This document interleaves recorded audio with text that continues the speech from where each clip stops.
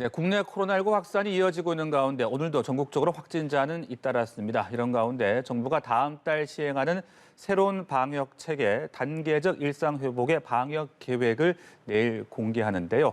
자세한 내용 전문가 모시고 이야기 나눠보겠습니다. 백순영 가톨릭대 의대 명예교수 나와 계십니다. 어서 오십시오. 네, 안녕하세요. 네, 앞서 저희가 기자를 통해 들어봤듯이 코로나19 신규 확진자 어제 1,424명 기록을 했습니다. 물론 주말 검사 건수가 감소한 영향도 있겠습니다만은 요 며칠 추이를 봤을 때 좀 확실하게 감소세로 좀 돌아섰다 이렇게 볼 수가 있는 겁니까? 그렇죠. 추석 직후에 뭐 3,000명 넘어가던 거에 비해서 그 이후로는 계속 감소 추세를 나타내고 있는데요. 네. 사실 오늘의 이 숫자는 좀 안심할 수 없는 숫자인 것이 1,423명 전일에 비해서는 85명 감소지만 이 진단 검사 수가 반 이하로 줄거든요. 주말이면은. 그렇기 때문에 좀 많이 줄어야 되는데 1,423명이라는 건 좀 위험한 숫자다 하는 것하고 그다음에 사망이 21명이나 나왔다는 것. 하지만 위중증은 또 11명이 줄었기 때문에 네. 토탈로 보면 10명 정도가 결국은 위중증이 늘었다고는 볼 수 있는 것이죠. 그런데 이제 이번 주에는 1,358명이 하루에 발생을 했는데 이전 주에는 1,556명으로 기조적으로 지금 줄고 있는 건 확실합니다. 네네. 198명이나 하루 평균으로 줄고 있기 때문에요. 그러면 이 상황이 지금 전체적으로 봤을 때에는 감소 추세인 건 분명한데 네. 이 감소 추세가 계속 이어질 수 있느냐 하는 것이 아직은 좀 확실치 않다는 것이죠. 예. 지금 상황에서 보면은 지난 월요일부터 일단 방역이 약간 완화됐기 때문에 오늘 좀 늘어나는 게 뭐 하루이긴 합니다만은 과연 이 2,000명 수준을 넘어가지 않을 것인지 하는 것이 다음 주 중에 이제 문제가 될 것으로 보고 있고요. 또 여러 가지 상황에서 봤을 때 이 사망률이 좀 떨어지지 않고 있다는 게 위험한 부분이 있어요. 지난 네. 6월까지는 아주 급격히 떨어졌거든요. 60세 이상의 예방접종이 완료됨으로 해서 사망률이 뭐 거의 3%든 것이 0.35%까지 떨어졌는데 그 이후로는 지금 정책을 빚고 있어요. 그렇기 때문에 지금 추석 이후에 확진자가 많았기 때문에 지금 이번 달에 사망자 수는 269명, 23일 동안에 269명이라 상당히 많은데 네. 원래 사망자라는 것은 확진되고 나서 상당 기간 지난 다음에 사망을 하는 후행성을 나타나기 때문에 이번 달 이 사망자가 많았다고 해서 문제는 없지만 네네. 사실 0.35%는 게 계속 유지가 된다고 그러면은 확진자가 많이 늘어났을 때에는 그만큼 이 사망률이 유지된다면 위험할 수 있는 것이거든요. 그래서 이것에 한 반 정도까지는 줄일 수 있어야 적어도 0.2%까지는 줄일 수 있어야 네. 우리가 확진자가 뭐 3,000명, 5,000명 이렇게 늘어났을 때 대비가 가능한데 이게 마지막 남은 숙제라고 할 수 있겠습니다. 네, 감소세로 돌아선 것은 분명히 보입니다만 여러 가지 또 유의해야 될 점들이 있다. 그런 말씀해 주셨는데 이런 가운데 백신 접종 완료율은 70%를 넘어섰습니다. 정부가 제시했던 단계적 일상 회복 전환 기준인데요. 그런데 지금 다른 나라들, 위드 코로나를 하고 있는 나라들을 보면 접종자 수가 상당히 많이 증가하는 그런 모습을 또 보이고 있더라고요. 그런 사례들도 좀 참고를 해야 될 것 같고 접종 완료율 70% 정도면 위드 코로나로 가도 무난한 건지 어떻게 볼 수 있는 겁니까? 글쎄 뭐 원래 우리가 70% 정도 접종을 완료하게 되면은 허드 이뮤니티라고 해서 집단 면역이 가능할 것으로 보였는데 네. 지금 델타 변이주 때문에 그렇지 않죠. 근데 해외 나라들을 보면은 접종을 굉장히 일찍 시작한 나라들이 많은데 접종 완료율이 굉장히 높아도 확진자가 많이 나오는 것은 이 감염 예방이 점점 떨어진다 하는 것이죠. 네네. 지금 우리나라의 경우에 있어서도 18세 이상 미접종자가 500만 명 정도 되고요. 외국인이 195만 명 중에서 97만 명이 미접종이거든요. 그런데다가 우리도 2월 26일부터 요양원, 요양병원 종사자부터 예방접종을 시작했기 때문에 접종 완료가 6개월이 지나시는 분들이 상당히 많이 생겨서 지금은 굉장히 감염 예방 효과가 떨어지는 시기가 돼서 네네. 추가 접종이 분명히 필요하고요. 그다음에 전 연령층에 있어서 면역이 약화되어 있는 사람들, 뭐 항암 치료를 받는다든지, 뭐 장기 이식을 했다든지, 당뇨가 있다든지 여러 이 환자들인 경우에 있어서는 미리 지금 추가 접종을 받아놔야만 감염이 예방될 수 있는 시기이기 때문에 네네. 지금 상황에서는 미접종자들의 접종률을 올려야 되는 것뿐만 아니라 일단 접종을 받으셨던 분들도 또 얀센 백신 같은 경우는 좀 감염 예방 효과가 떨어지고 6개월 거의 가까워지기 때문에 147만 명 정도가 있는데 이분들도 지금은 추가 접종을 받는 것이 맞는 것으로 보이는데 아직은 네. 얀센에 대해서는 어떤 것을 할지는 결정은 되고 있지 않습니다. 예. 그 백신 접종률을 더 올린 뒤에 전환해야 되는 거 아니냐는 목소리도 있는 것 같거든요. 네. 근데 그거는 뭐 언제까지 기다릴 수는 네네. 없는 것이고요. 실제로 70% 정도 돼서 시작하는 건 큰 문제는 없어 보이는데 제일 중요한 것은 단계적인 일상 회복으로 가는 것이기 아, 때문에 이 네네. 단계적의 방점이 주어져야 되는데 좀 너무 성급하게 하면은 해외 영국이나 뭐 이스라엘이나 뭐 여러 나라들에서 지금 유럽 여러 나라들이 덴마크마저도 뭐 다 네. 실패하고 있는 상황이거든요. 그러니까 백신 패스라는 개념을 어떻게 잘 할 것이냐, 또 단계적이라는 것을 어떻게 보수적으로 천천히 잘 시도해 가면서 이 미접종자들이 천천히 감염이 될 수 있도록 해야 의료 체제에 부담이 가지 않을 것인데 네. 뭐 정부 당국에서는 3,000명, 5,000명, 10,000명이 돼도 문제 없다고 하지만 실제 여러 가지 지표들을 보면은 갑자기 늘어난다 그러면은 분명히 의료 체제에 부담이 생기고 또 여러 가지 문제들이 생길 수밖에 없는 상황이기 때문에 천천히 가는 것이 네. 제일 중요하다고 생각합니다. 단계적으로 천천히 상황을 지켜보면서 신중하게 해야 되겠다라는 그런 말씀이셨는데 지금 정부가 또 공청회도 갖는다고 하고요. 지금 어떻게 일상을 점점 바꿔나갈 것이냐. 거리두기 완화 수준 어느 정도로 처음에 일단 발표가 될 거라고 생각을 하십니까? 글쎄 뭐 지금 예상할 뿐인데요. 네. 29일 날 발표를 할 것으로 보이고요. 뭐 여러 가지 의견들이 있겠죠. 그렇겠죠, 네. 방역 면에서만 보면은 좀 천천히 가는 게 좋겠는데 네네. 일반 사회적인 면으로 보면은 또 꼭 그렇지만은 계속 미룰 않아서 수만은 또 없으니까요. 상당히 네. 완화되는 수준이 될 우려도 분명히 있는데요. 제일 먼저 방역당국에서 얘기한 것은 감염 위험성이 제일 낮은 공연장이라든지 영화관, 운동 경기장, 학원들을 제일 먼저 완화시킨다. 이 부분은 큰 문제 없습니다. 네네. 식당, 카페 등 다중이용 시설은 시간 제한을 해제한다. 예. 그것은 지금 수도권인 경우에는 10시까지로 되어 있는 것을 완전히 해제한다는 것이거든요.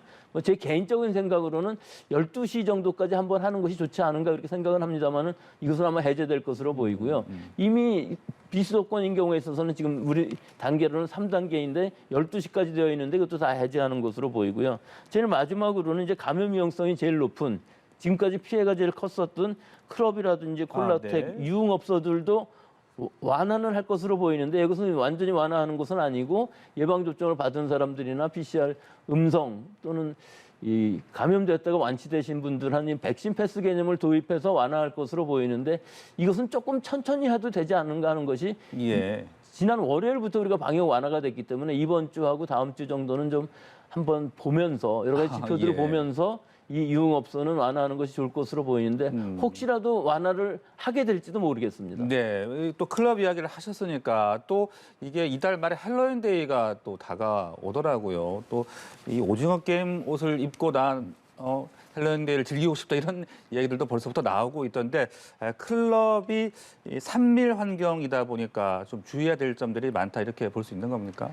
그렇죠. 클럽 예. 또는 콜라텍 뭐 이런 무도장 이런 부분에 있어서 문제는 우리가 그냥 음식 또는 음주 이것만을 하는 것이 아니라 무도장에서 같이 춤을 추면서 여러 시간 같은 공간 안에서 많은 사람들이 모여 있고 아주 밀접 접촉을 한다는 부분들이 있죠. 그래서 이 부분들을 어떻게 하면 과연 환기를 잘 시킬 수 있느냐 하는 부분도 문제가 될 수가 네. 있지만 이 사람들 간의 접촉에 있어서 마스크를 쓰고 춤을 추라는 것도 상당히 안 되는 것 같아요. 영국의 여러 지금 사진들을 보면 방역을 완전히 완화했는데 영국의 그 나이트클럽 같은 데 보면은 마스크 쓴 사람들이 하나도 없거든요. 그런 상황이 된다 그러면 이렇게 5만 명씩 나오는 이런 상황, 우리로 보면은 뭐 몇천 명 이상 나오는 것은 간단히 올라갈 것으로 보이기 때문에 네. 더구나 지금 1년 너머를 무도장, 콜라텍, 클럽 다 못 갔거든요. 그럼 이것도 보복 심리가 생겨서 엄청나게 많은 사람들이 모인다면은 큰 문제가 될 수가 있기 때문에 이 부분에 있어서 특히 주의할 점들은 사실은 예방접종을 완료한 사람들 사이에서는 큰 문제가 되지 않을 수도 있는데 여기에 이제 미접종인 사람들이 PCR 음성 확인서를 갖고 들어간다 그러면 이 사람들의 노출 가능성은 훨씬 더 커져서 이분들이 감염되면서 또 어린아이들은 지금 접종을 다 못 받고 있기 때문에 환자 수 자체는 굉장히 많이 늘어날 가능성이 있어서 네. 지금 미접종자 중심으로 또는 접종을 완료하지 못하신 분들을 중심으로 하는 이 확산세라는 것은 지금으로서는 아주 많이 늘어날 개연성이 충분히 있어서 이런 유흥업소인 경우에 있어서는 좀 더 보수적으로 생각하고 네. 강력한 어떤 이 방역 수칙 자체를 잘 지킬 수 있는 여러 가지 방법을 좀 검토해야 될 것으로 보입니다. 네, 그리고 교육 현장도 말입니다, 교수님. 이게 학생들의 접종률이 그리 높지 않고 또 수능일이 아직 이제 다가오고 있기 때문에 교육 현장은 또 보다 더 신중해야 된다 이런 목소리가 나오거든요. 지금 방역을 완화한다는 의미는 미접종인 분들이 계속 많이 네. 확산될 수밖에 없고 특히 학교 현장에서는 대면 수업이 늘어나면 늘어날수록 더 많은 유행이 일어날 수밖에 없는 것이거든요. 근데 지금 수능 18일이죠. 근데 우리가 방역 완화한다는 것이 원래 9일 정도로 했던 것을 1일 초로 당긴다고 하니까 네네. 이 부분이 좀 우려가 되는 부분들이 너무 빨리 시작을 해갖고 갑자기 확산이 되게 되면은 수능 시험 보는 학생들도 네네. 감염될 위험이 상당히 수능일 높아서 이후로 좀 하는 게 낫지 않냐는 얘기들도 이후까지는 있더라고요. 못 간다 할지라도 그 이전이라고 그래도 좀 조금이라도 좀 늦춰서 시작을 하는 것이 이런 수능을 위해서도 좀 좋지 않은가 이렇게 생각을 하고 네. 역시 학생들 사이에서 감염은 많아질 수밖에 없습니다. 하지만 17세 이하의 학생들의 경우에 있어서는 의무적으로 지금 접종하는 상황은 아니고 우리 방역 상황이 그렇게까지 나쁘지는 않기 때문에 본인들한테는 큰 문제가 되지 않지만 네. 우리나라 전체 공적으로 생각한다면은 결국은 이 학생들이 예방접종을 얼마나 받느냐가 우리가 위드 코로나로 가는 부분 또 집단 면역에 가까워지는데 굉장히 큰 역할을 할 수가 있기 때문에 많이 맞으면 맞을수록 학교 내에서의 대면 수업도 확실히 원활히 될 수가 있고 네. 특히 학원 같은 데에서의 감염도 많이 막을 수가 있는 상황이긴 한데 아마 지금 16세, 17세인 경우에 있어서도 57% 정도 예약은 했지만 예방 접종률로 완료율로 보면 한 50% 정도에 불과할 것으로 보이고 또 12세, 16세는 좀 더 떨어질 것으로 보이기 때문에 이 17세 이하의 학생들에 대해서는 사실은 백신 패스에 있어서도 좀 제외해야 되지 않나 하는 생각이 듭니다. 네. 그리고 우리가 의료 대응도 계속해서 잘 해 나가야 될 텐데 지금 재택 치료 확대 이 부분도 좀 주목이 되지 않습니까? 그런데 재택 치료를 받다가 이 환자가 병원 이송 도중에 숨진 사건이 발생하면서 좀 걱정스러운 부분들도 있는 것 같아요. 어떻게 봐야 되는 겁니까? 지금 뭐 전국적으로 한다고는 하지만 사실은 네. 한 10% 정도 또 지금 재택 치료를 하시고 계신 분들은 한 3천 명 정도 된다고 합니다. 근데 지금 우리 방역 상황 또 유행 상황이 그다지 나쁘지는 않기 때문에 지금 생활치료센터를 줄이면서 재택 치료를 급격히 늘릴 필요는 없는 상황인데 이것이 좀 시행착오를 겪고 있는 것으로 보입니다. 지금 기준으로 보면은 70세 미만 무증상 경증 환자면은 다 가능하게 되어 있거든요. 근데 이 지금 사망하신 분이 68세이시고요. 남성이시고 백신은 미접종자예요. 그래서 백신을 접종했냐 안 했냐는 사실은 고려 대상이 아니에요. 체크는 하고 있지만. 네네. 근데 미접종자인 경우에 있어서 고령층이라고 그러면은 위험하거든요. 이런 분들은 재택 치료 대상에서 좀 제외를 해야 되는 것으로 보여서 네네. 지금 우리 상황 정도라 그러면은 굳이 70세 정도까지 할 필요는 없어 보이고 적어도 60세 정도로 하면서 백신 접종 완료한 사람들은 가능하지만 접종 네. 완료하지 않은 미접종자들은 재택 치료를 좀 하지 않는 것으로 하는 것이 좋을 것으로 보여서 그래서 이런 여러 가지 이 환자들의 분류 체제 네. 이것들이 좀 더 강력하게 잘 지켜줘야 될 것으로 보이고요. 또 24시간 대응 체제라는 것이 좀 문제가 될 수 있을 것으로 보여요. 지금 우리가 하고 있는 이 재택 치료는 각 지자체별로 동네 병원하고 연계를 해서 원격 진료 상황으로 하루에 한 번 연락을 하고 또 자가 진단 앱을 통해서 하루에 2번 증상이라든지 또는 체온이라든지 산소 포화도를 보고하게 돼 있거든요. 근데 밤중에 갑자기 악화되는 경우에 있어서는 동네 의사 선생님하고는 밤중에 연락하기는 어렵거든요. 네네. 그래서 의료 인력이 있어서 어찌됐든 재택 치료를 하신 분들은 전부 다 모니터링을 할 수가 있어야 되고 네네. 그다음에 마지막으로는 응급 이송 체제가 완벽하게 되어 있어서 전담병원하고 이송 체계하고 그 보건소의 인력하고가 같이 연계가 되어야만 빨리 신속하게 전담병원으로 이송할 수 있는 즉 악화되었을 때 이송이 제일 중요하기 때문에 네. 앞으로 많은 사람들이 재택 치료를 할 경우에 있어서는 이런 것들이 문제가 될 수 있고 이거 체제를 잘 정비한 다음에 좀 확대하는 것이 좋아 보이고요. 네네. 또 올해 안으로는 먹는 치료제가 아마 불가능할 것으로 보이지만 내년 정도에는 머크 치료제 같은 경우도 지금 부작용 이슈는 있습니다만 여러 가지로 검토해 봤을 때 충분히 도입할 수 있을 것으로 보이기 때문에 내년 초 정도 되면은 좀 많은 물량 지금 확보를 생각을 하고 있는 것으로 보이는데 약 우리는 지금 4만 명 정도는 선구매를 한다고 하지만 좀 더 많은 물량을 구매를 해서 이 먹는 치료제도 도입한다면 재택 치료도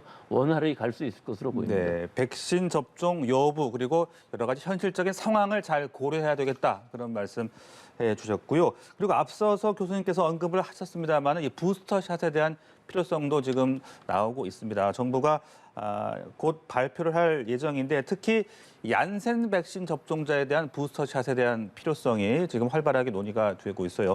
어떻습니까? 얀센의 예방 효과가 좀 떨어지기 때문이라고 봐야 되는 건지 설명을 좀 해주시죠. 근데 예방 효과라는 의미는 네. 감염을 막을 수 있는 예방 효과와 네. 또 중증으로 가는 입원율을 낮추는 효과가 있는데 얀센이 감염 예방 효과는 좀 많이 떨어집니다. 시간이 지날수록. 예. 하지만 위중증으로 가는 입원 예방 효과는 뭐 계속 남아 있기 때문에 우리나라의 경우에 있어서는 30세 이상의 예비군 민방위 군인 가족들을 중심으로 해갖고 147만 정도가 젊은 층이 맞았거든요. 그랬었죠. 그래서 네. 지금까지는 큰 문제가 없었고 또 감염이 된 사람들은 많지만 사실은 입원할 정도로 아픈 사람들은 별로 없었기 때문에 추가 접종을 지금 해야 되는 시기는 분명합니다. 네네. 하지만 어떤 걸 할 것이냐 하는 것도 또 문제인데요. 아데노바이러스 벡터 기반의 백신의 특성상 이것을 2번 맞게 되면은 항체가 아데노바이러스에 대해서 생기기 때문에 효과가 좀 많이 떨어집니다. 뭐 추가 접종에 효과가 없는 건 아니지만 얀센보다는 오히려 파이자 혹은 모더나가 양이 많기 때문에 반 용량 정도를 맞는 것이 지금은 좋을 것으로 보이고요. 우리나라에서도 아마 얀센은 뭐 그다지 많이 확보를 안 했기 때문에 파이자가 제일 많고 파이자를 네. 접종할 가능성이 제일 높고 모더나를 접종하는 것이 추가 접종하는 것이 효과는 제일 좋다는 미국 NIH의 연구 결과도 있었습니다. 알겠습니다. 지금까지 코로나19 관련 상황들 백순영 가톨릭대 의대 명예교수 모시고 이야기 나눠봤습니다. 말씀 고맙습니다.